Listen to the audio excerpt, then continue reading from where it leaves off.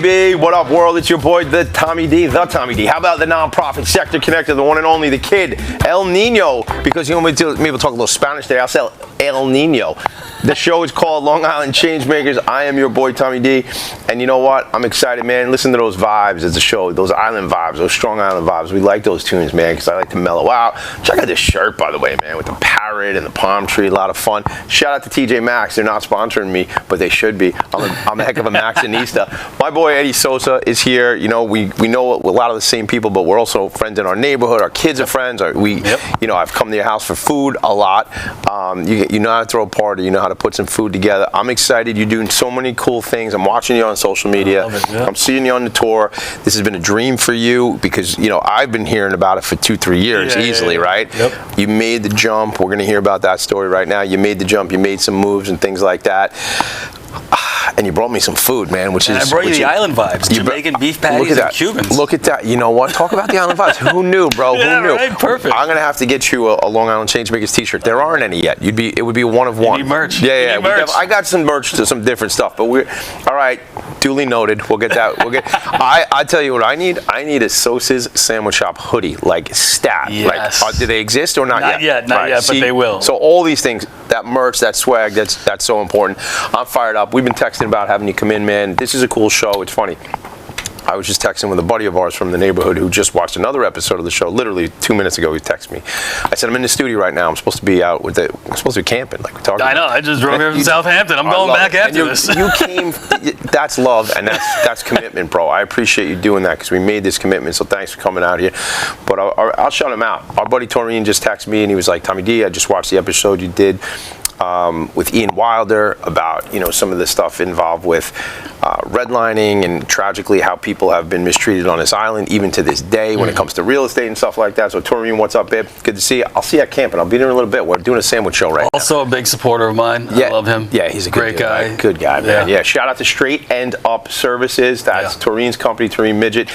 Listen, Toreen, whenever you want, babe, come on the show. That's how the show works. This is how it goes. We just thought of that right there. What is this concept? Why is it even a thing? And what is this telling stories through food, man? What's that about? You know, it's funny. Last night I was cooking for people. I was out in Southampton. I was cooking for a bunch of people, and they want to know what I'm doing too. So I was making a bunch of different sandwiches, and it kind of struck me. I think I've been on this path my whole life, and I had no idea. Yeah. I grew up around restaurants. I grew up around chefs. I grew up, you know, around restaurateurs, and I loved it. I loved the life, and it was fun. But I almost went to culinary. I didn't want to do that professionally. So let me ask you that. See, because I almost went to the CIA too, and not that CIA, the culinary. The one you're talking about. The CIA, Culinary Institute. I gotta be honest, man. I grew up working in restaurants too, and you know why I didn't do it? It was either I was looking at Johnson & Wales, I was looking at Culinary Institute, and I dealt with a lot of chefs who were jerks. Yeah. And they were mean, and you know, and I was like, I had this weird thing. I like to be liked, and I want to connect with people. And I was like, I don't want to be a jerk. Like maybe I was lazy too, and I just wanted to go to Nassau College. That could have been that could have been part of my story. But I really like the idea of being a chef. So how old were you when you started working in restaurants? I was 13. 13, yeah. And oddly enough, it was by where we live now. Is that right? Oh yeah. Yeah, Glen Cove Diner used to be a place called Cafe Rendazzo. Okay. That was my first job. I was 13. But you weren't. How were you getting up there? Because you were in Queens, I knew right? the chef. He was best friends with my uncle, so he would drive me to work. Really? Because he lived near where I lived, and he would drive me to work, and then I would go home with him. Yeah, so that's a long day too. At 13 years old, man. I know those chefs. He was there a long time. All day. What'd you like about it though? If you getting paid, that's nice. Yes, right? But you know, my parents were foodies, like 40 years before that was a word. So I grew up chasing New York Times reviews my whole life. So I was I'm from a baby. I was always in restaurants. So when I ended up getting a job, even just a busboy as a kid, I knew what the gig was, and I love the environment. Yeah. I love the hustle and bustle in the kitchen. I love the rush. I love just moving around and serving and cleaning and doing whatever. I just kind of I loved it. I loved service. I love hospitality. I just thought it was fun. That's what, you know, my buddy Mike D'Onofrio and my buddy Vinny Pappalardo own a company called Premier Payroll Solutions. I told you about these guys. I wanted to have one of them come and check out some sandwiches. We're going to do that another day. But they're all about hospitality. And I say that as an industry, but they're all about service. And service is so critically important, man. 100%. And and knowing like minute details, like figuring people out. Like after I was a busboy, obviously, I was front of the house. I never worked in the kitchen, right? I was a waiter. But my shtick was remembering people's drinks. Yeah. So when a customer would sit down, the first thing I did, I had their drink ready for them. And just that little thing, that person always came back for me. They felt comfortable, man. They know this guy cares. He's really 100%. And now, and we know that translates to bigger tips, right? Yeah, Not yes. while you're doing it, but we do know that this guy's looking out for me. He knows I'm a doers and soda guy, right? Or I'm a kettle and soda guy with a lime, right? No, he takes a lemon. Whatever that stuff is so different. But remembering those details, and for some reason, I have a horrible memory. Yeah. But things like that, like there are something like I can just remember that forever. That's awesome. I don't know why. Maybe it's interest. It's just the way your brain works. I think so. But it was important. You realized how important that was, that level of service and hospitality, and then and it pays off. It really does. So this has been a big jump for you, man. I mean, we talked about This it. is Like insane. there's been we talked about this in like the spring because we got the boys with baseball, so I see a lot. And you were saying how you got to this point where you were going to. You were going to do this. You were going to make the jump. What was that about? So we had over the last year, I had to really like dip my toe in and see if this was what I wanted to do or if it was even viable. And I started doing catering and things like that. But when I started doing food festivals, that's where I was like, oh, because I've never sold food to the public before. So when I was at that point of like customer like reach, right, they're there and I'm making food and serving it to them and getting their reaction, I was like, wait a minute, I think I'm onto something. Like everybody, I went to the Mineola Food Festival. There's 100 trucks there, right?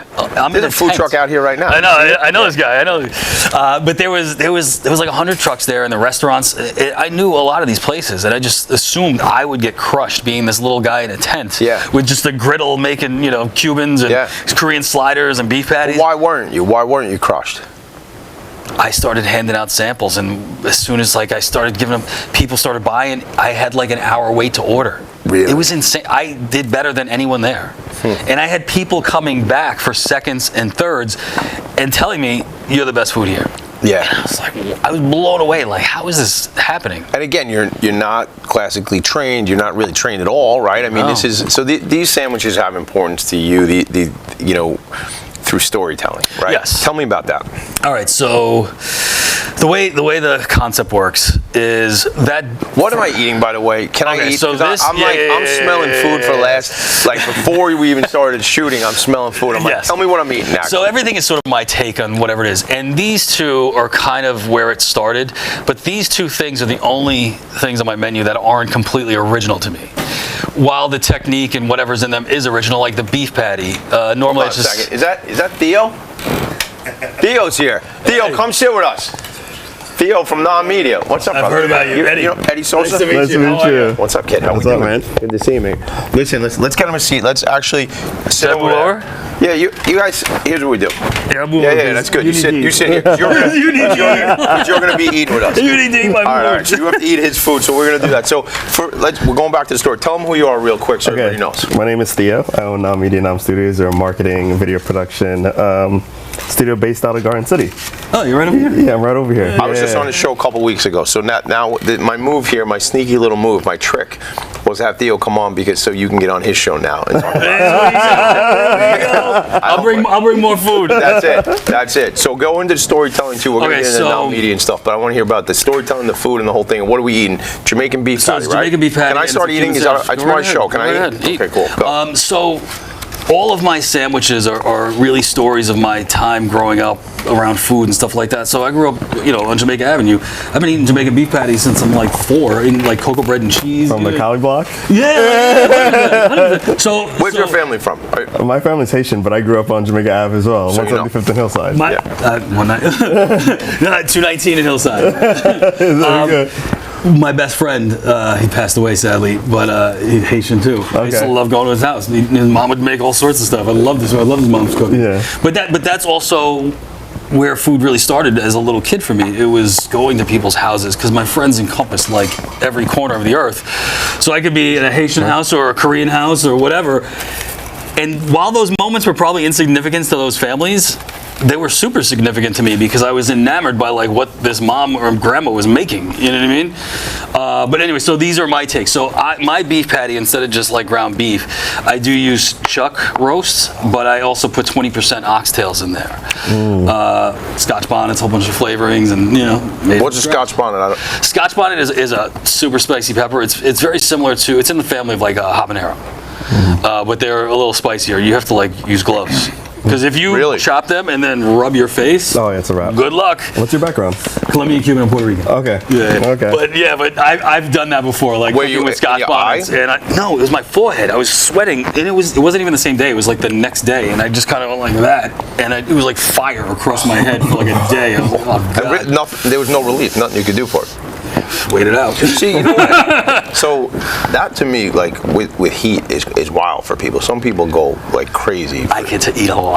Yeah? Yes. What are those ones that are like, I don't know the levels, but like the ghost pepper that they talk about? Yes, I've had 'em. Like, are you in trouble after eating that? Like, I'm all right. yeah. I mean, it's hot, but Yeah. You like hot I'm too? okay. I love hot. You do? I mean, I'm a Haitian from a Haitian family, so Yeah. Scotch bonnets are regularly used in our food. Like, we have something called pickles, which is What's like a spicy coleslaw. Okay. Yep. That we put that. Is shit that like on everything. everything?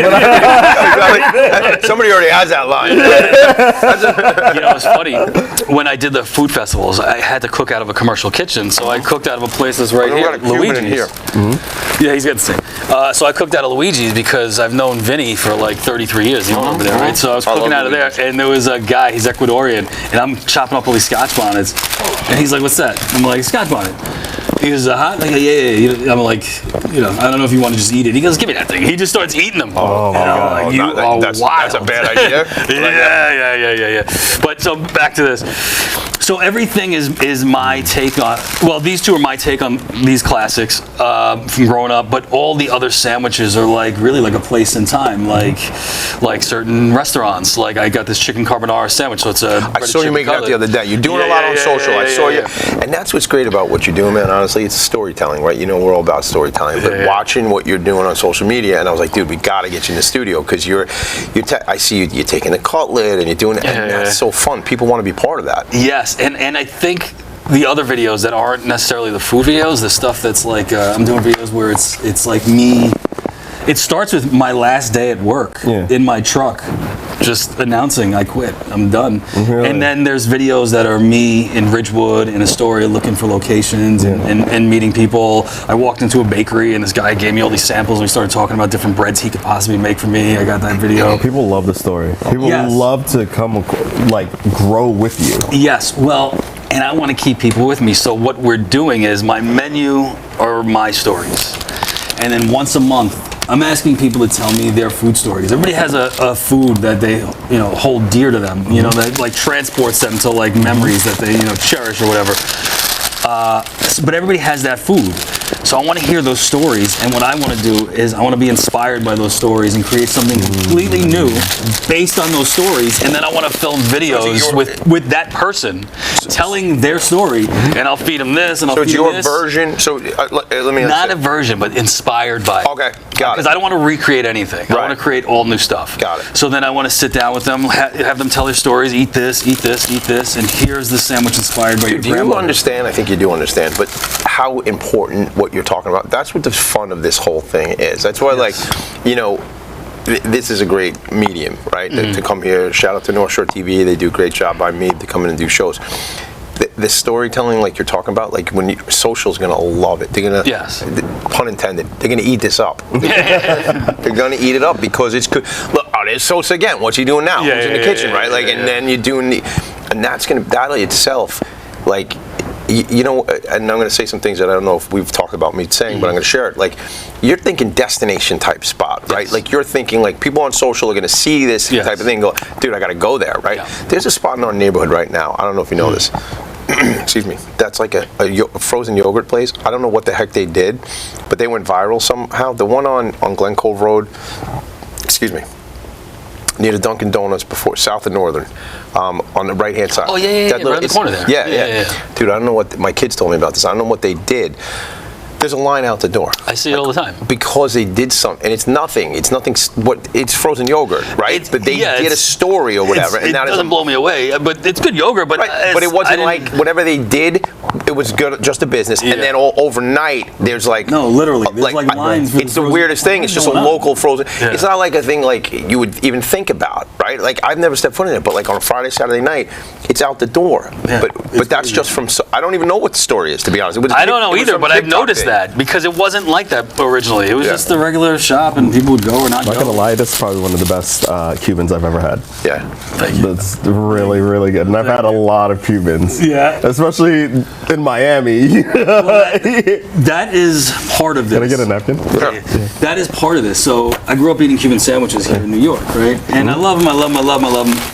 When I was like 21, I went to Miami and had a Cuban sandwich. And you were blown away. And I was like, every Cuban sandwich I ever had was garbage. Oh, wow. Like now I know, you know? So then I started working on this, like just before COVID. Like 2019, I started working on this. And it took me months and months and months and, you know, figured it out. And making some, my wife was sick of Cuban sandwiches. And then we got there and this thing, like, it's crazy. It took off in an unexpected way.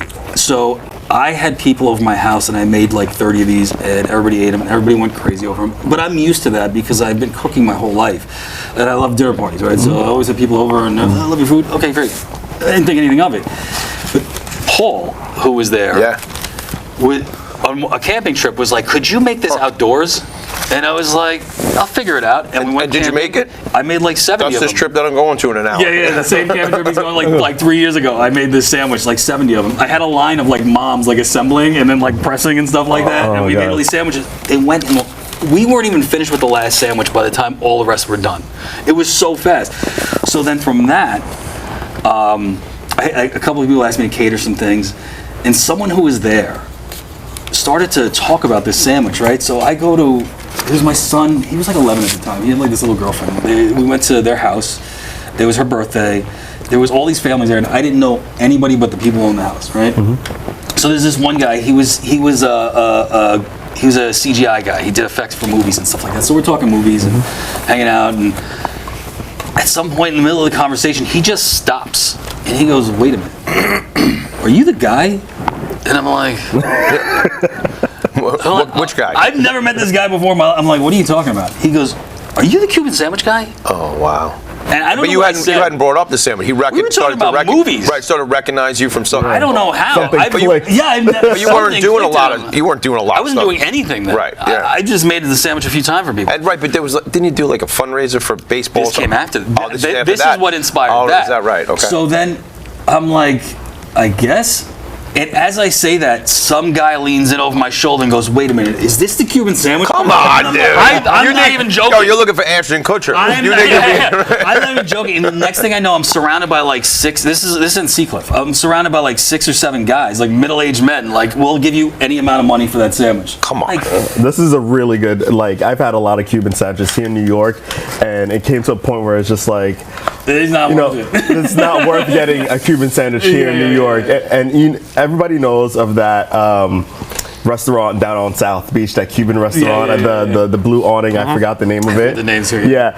Now people are just like, they fell off after a while, whatever. But always when you're down in Miami, you gotta get a Cuban sandwich. But I have to say, like, this Cuban sandwich, is that right? It's all about that pork. That pork is. So what can you tell us about without the secret sauce, so to speak? But like, what can you share? What is it that? Very citrus, very herbaceous. The marination process, and it takes a while. You got to marinate it. You got to cook it. You got to let it cool. You got to slice it. But there's a lot. It's days of work, actually. Right. Yeah. I don't want to say days. It's days of time. But right. It's not. You're not working for days. Putting love into it. But that's it. And it took a long time to get to that place. That was the love. That was the hard work. Was making it over and over again, over and over, and changing this. I want more citrus. So I want this. Let me try a little pineapple. Let me try this. Let me do this. And so you kind of get it.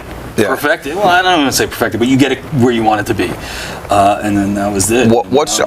It's delicious. I want to go back. I mean, I could eat 3 of these beef patties too. To be honest with you, I know I can't eat that. No, but I used to go to like this might be like not like your best beef patty. We used to go to like Golden Cross and get like the cocoa bread and stuff like that whenever we were in Queens. And they always got like the cool sodas and different fun stuff like that. What's going to be some of the spin here too that people can expect when and how? Before we get there, how far out are we? From a location? From being, it's first a location and then opening doors, Are we a couple months or? Well, I spoke to this broker yesterday. I already made my deal with this restaurant now. I'm working with the owner of the building, and he has the final say. We're like right there. I should find out in the next couple days. Okay, so we could probably like be Monday, Tuesday. Actually. So we could be open in a couple months. The place that I'm taking over is so beautiful and so done. There is very little work that needs to be done to it. So I think if I could staff it really quick, I think from getting the keys to opening doors, 4 to 6 weeks. Oh wow! So this is the place is gorgeous. This is real. This is how I can't say where it is. Or no, I don't want you to. We're not going to do that. Like a functioning no, because here's the move. I don't want to mess with that guy. Well, here's what's going to happen. You know what? You're going to come back here. In 4 to 6 weeks. I don't know how because you're going to be working 24 hours a day. Get ready. You know it. But we'll get you out here. Maybe I got to come out there on location. You got a camera? Yeah, of course. We'll get a little non-media on the road. We'll go out. We'll go out to see. We'll have more Cuban sandwiches. But what is it going to be? What's the feel? The look and feel of this place? We show up. What's it going to be like? All right, so when I walked in the place the first time, it struck me because not only did it have a feel of me because, like, I like doing woodwork. I grew up working on motorcycles and in metal shops and stuff like that. So, like, there's this sort of, like, warm wood tones in this place and then these metal, like, kind of architectural things. Really? It really suits me. We gotta build this wall, and then there's gonna be sort of like this sort of graffiti like decor. Like I grew up with hip hop and all that stuff, so I'm gonna have that stuff. But when I first walked in, the one thing that struck me was there was a window in the front. And when I first started this whole thing, I was like, I just want like a 600 square foot place in a window. Yeah. And that's. What do you mean? What are you talking about? Like an open, like to sell like, it out of a window. Oh, that's what you mean. But it's a full restaurant. Right. No, I understand that. But you have that, the takeaway, the grab and go. Where that window is, when you walk in, it's this whole like cold like prep area. Now, the thing I haven't really talked about in any of my videos yet is that I'm also doing desserts. But I'm branding the desserts differently because it all came from a conversation I had with my daughter on vacation in a hot tub. The first 3 ice cream sandwiches that I made came from that. And she's creative and funny and cool, and me and her vibe, and we do a lot of stuff together, a lot of projects. So it's going to be branded as Carolina's Confections. Oh, baby. So that window is going to have a little purple neon sign. When I see your daughter, I say Carolina. I think everything sounds better with an accent. But that's so. Oh man, so is that going to be part of the brand? Is it like it's going to be its own thing because I'm also working with someone who owns an ice cream company that they sell in markets. And I'm going to try to figure out how to produce some of these things and sell them in stores too. So she doesn't want me to do that. Actually, she doesn't want me to. Which part doesn't she want? She thinks I should open kiosks and like malls and things like that. What is sell my own product that way? Cookie sandwich. The quality will be better. What are we talking about? Like a chip witch but with a new spin, or you don't want to go? I'm sure it's better. I mean, but like, do you want to not tell me? I'll give you. I'll give you just a taste. I'll give you. Just a taste. So I'll give you a couple. So one is my fried ice cream sandwich. So it is a cinnamon apple vanilla ice cream. And then I make a really I hope you got these in the car because I'm gonna finish my Cuban. I'm gonna need something sweet after. I got donuts. Where's my Carolina? Yeah. How dare you have your dad come here without cinnamon apple? It gets better. It gets better. It gets better. So it's the cinnamon apple vanilla ice cream, and make a really flaky buttery pie crust, right? And then that's the cookie base. So that's the sandwich. But then what I do is I batter it in cornflakes, cinnamon, and sugar. And you fry it for 10 seconds. It's crazy. What a time to be alive. Right. And I'll give you something that I'm working on now. Have you ever had potato chips and chocolate? I love salt and sweet. Like, you know what? There's chocolate covered pretzel always got me because you get both, right? Yeah. There's a spot called Callie's Candy Kitchen up in the Poconos, and they would dip chocolate covered potato chips. Yeah. So tell us about that. So you haven't had that? I've had like McDonald's McFlurry. Oh, of course, dude. Yes. Same concept. Same thing. Don't you? And even with your Frosty at Wendy's, I grew up with that one. And people like who don't know. First of all, yo, don't yuck anybody else's yum. Don't do that. Because I'm all about dipping. I mean, it gets to the point where, like, I'll be in a business meeting, which is, you know, I don't care so much anymore, but I dunk a bagel right into my coffee in a meeting. People go like, what do you do? I go, it's delicious, man. You know what? And Dunkin' Donuts used to be called Dunkin' Donuts, but now it's called Dunkin'. But that was because you dunk your donut into stuff because it's delicious. But ice cream and fries, go back to that. So we're going to be making our own ice creams. And being that it's Caroline's Confections, I don't have to be constrained to sandwiches. So the thing that I'm working on now is making ice cream cones out of potato chips. What is that? Potato chip ice cream cone. Dude. I love potato chips and chocolate ice cream. That's like my favorite thing. But you like together? Like you do that? Yeah. Oh, it's I don't like you like crackling them on top. Yeah, I'll just crunch up chips and a bowl of ice cream. Yeah. But I'm working on potato chip ice cream cones. It's going to be phenomenal. That's great. There's a couple other sandwiches. You're going to keep them. Listen. Follow the social media. Everybody will see everything. I promise. One thing I have to say, as a marketing video production guy myself, on this journey to make it easy for you, just get those meta glasses. Yeah. Just get those. Wait, that's a thing now. The cabbie who does the Michelin star restaurants. Have you seen him? Yeah, that's what he does. Yeah, just and get the put meta on the table, and he's just a meta. Start recording, and then it records for like 1 to 2 minutes at a time. It doesn't hold a lot, but like at least we get to see from your so POV. Literally from your vision. Yeah, the camera is in the side of your glasses. Yeah, it's right there. So I have been thinking about that, and I think I'm going to do that when we get the location. Yeah, because I really want to share all of the steps to opening the journey. Everyone. Eddie, that journey is going to be like, again, and I say it's great to be alive right now. This time in history, man, you're going to tell the story from the day you get that first key and you open that door to the day you're hanging something on the wall. Every moment, people love this stuff. I had a guy from Auckland, New Zealand contact me and said, "Are you open yet? We're going to be in New York next month." Come on. And I was like, for you, yes. I was like, just come to my house. Give me a house address. Come make to my house for you. Sure. You know? There's so many people that I've seen stories of, like some guys selling barbecue out of their backyard in Jersey or whatever, and you just go. One of my friends actually went to Georgia about a year or two ago, and he said he found this restaurant on Google. He thought it was a restaurant, ended up being somebody's yard. No kidding. And he was like, it was the best barbecue or whatever they were serving that he's had in his life. That's home cooking.